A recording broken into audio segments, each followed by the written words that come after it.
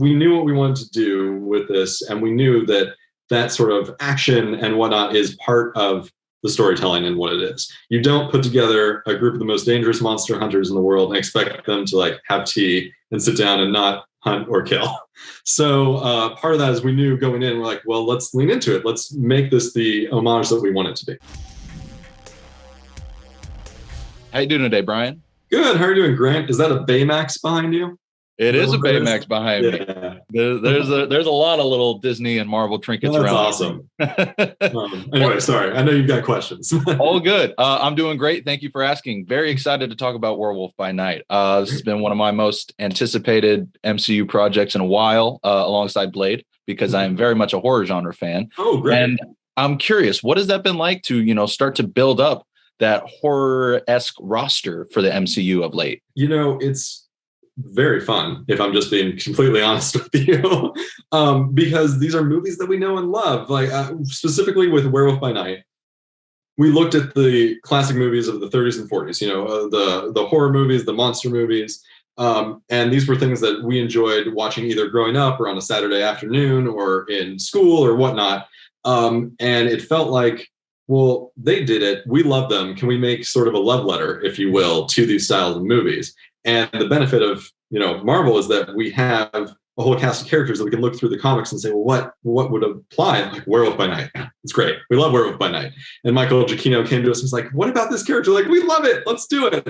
And so it became this thing of naturally when the story and the ideas fit together, it just sings. What I love about this special that I find really interesting is how gruesome it gets as it goes on. And so I'm curious, Michael said he hadn't heard any kind of pushback from the studio, but was there any reservations when you saw early footage of like, this might be going a little too far?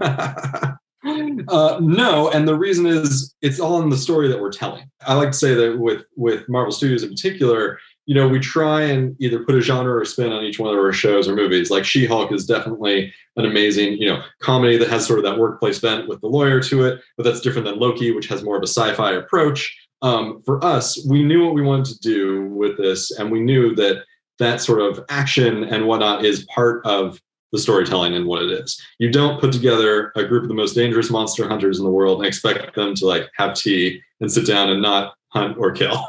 So part of that is we knew going in, we're like, well, let's lean into it. Let's make this the homage that we want it to be. With that said, I mean, there is, a lot of audiences expect there to be crossovers and whatnot. And it's amazing how self-contained this story feels. But I'm curious, was there any discussions about possibly including more ties to the larger MCU as this was in development? So for this, it's a special presentation, which is a bit of a new format for us, right? It's supposed to be a short. It's supposed to give you, I've been calling it an appetizer, but basically a taste of either a different story or a different area of the universe. And so for this, you know better than anyone, the MCU, we've got aliens, we've got superheroes, we've got other dimensions, we've got all sorts of things. And the idea with this special is that, well, if you look in that corner, it's kind of shadowy and dark down there. And what happens if you peek back behind that and you start to see that there's a world of monsters underneath all of this? And that was the idea. Is we wanted to set up this concept that, hey, everything that you thought you knew,